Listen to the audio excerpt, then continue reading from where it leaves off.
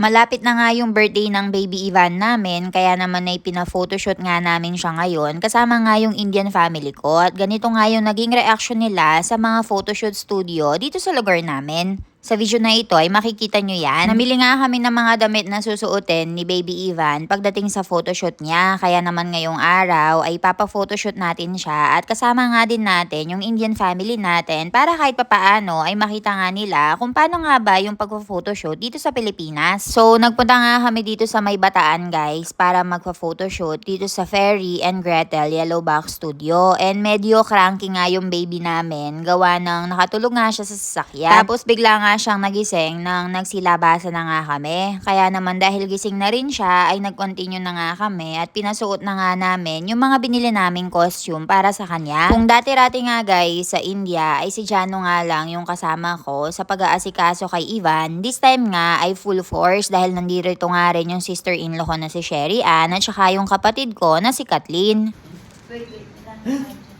One, two, peekaboo!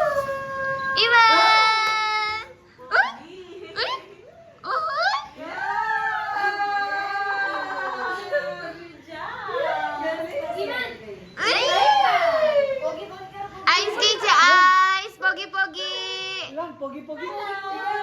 Nakakatuwa guys dahil talaga namang makikita mo na bihasang-bihasa sila sa pag-handle ng mga bata dito. Nagbubugdot nga kanina si Ivan guys pero kahit papaano ay naglighten na nga yung mood niya at ngayon nga ay tumatawa-tawa na siya sa photoshoot and nakipag-coordinate nga and cooperate nga siya. So yung napili nga naming team para kay Baby Ivan ay Cars kaya naman kung napapansin nyo ay nakapang costume nga siya na parang racer at para nga mag-match nga yung mga sapatos niya ay binili nga namin siya ng bagong sapatos kasama na rin yung cup at saka mga sunglasses.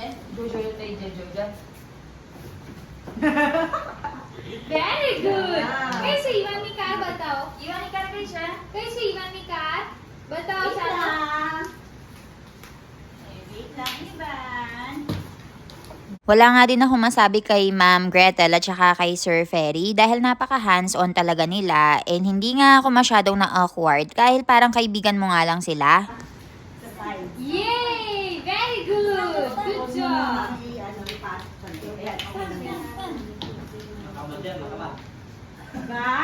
Ivan!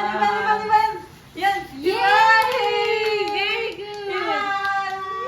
Brum brum! Brum brum. Ivan! Closer mo nga. Sumakot kayo. Yan. Medyo paharap mo siya sa atin. Yan. Yan! Ivan! Ivan. Ivan! Titi titi ay. Happy birthday to you! Happy birthday to you! Happy birthday! Kaya mo Straight, naman ipala siya straight. nakatayo lang muna sa atin. Yan. Kahit pa Ano po ilan? Ivan! Jo! Jo! I-ano mo siya. Yeah. Okay. Bongacious Ivan! 1, Ay, stand. 2, 3, 4. Stand. Very good. Good job.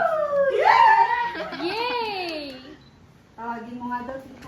Tuwang-tuwa nga din yung Indian family ko guys dahil nga sa India ay nakatira kami sa village, 'di ba? So yung mga photoshoot studio or mga ganito ay hindi talaga gaanong professional tignan and medyo marurumi and kulang sa gamit. Pero nung nakita nga nila yung mga studio dito sa Pilipinas, nasabi nila na talagang professional yung mga photographers na nakuha namin and makikita mo talaga sa ambience ng studio nila. Kaya naman tinanong nila ako kung magkano daw ba yung binayaran namin. And nabigla nga din sila sa presyo kasi sa India guys, dahil nga sinasabi ko sa inyo na nasa village kami nakatira, medyo cheap nga lang din yung mga ganitong photoshoot session doon. Usually nga ay nasa mga 1,500 rupees or nasa 1,000 rupees lang. Meron ka ng napakaraming pictures and napakaraming setup.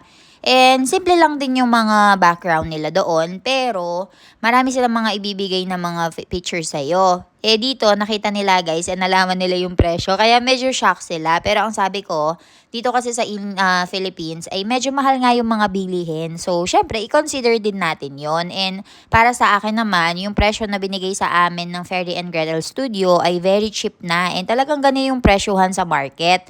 Kaya lang, nabigla lang talaga sila guys. Dahil lahat sa India guys, ay very cheap talaga lahat ng mga bilihin doon. Kaya, kung dadalhin mo yung peso natin doon, hindi mo nga alam kung paano uubusin yung 1,000 rupees mo eh. Especially kung sa village ka nakatira. Dahil nga good mood na si Baby Ivan, eh hindi na rin kami masyadong nahirapan sa photoshoot. Tapos nito guys, ay binigyan pa nga nila kami ng libreng photoshoot kasama nga yung Indian family at saka Filipino family. Kaya naman ay nakalibre din kami sa Fairy and Gretel Yellow Box Studio. Alright, bibigla ang photoshoot. Si Daddy. Alright. Medyo lean forward si Daddy. Forward like that. Yeah. Right. Ay, si Mami hindi dapat nakasanda. Ay, lean forward. Yeah. Yan, good. Your knees facing on your left. Yan. Si Daddy medyo forward pa talaga, love. And your face here. Yan. And then closer, your face together in the center. Closer. Yeah. Yan. Alright, Alright. here, ready? In 3, 2, 1, smile. Kaya naman guys, kung naghahanap nga kayo na mapagpipictorialan, ay pumunta na nga kayo dito at mag-inquire na kayo sa kanila dahil sobrang gaganda nga ng mga pictures and mga videos na ginawa nila sa amin and for sure, hindi kayo madidisappoint sa mga end results.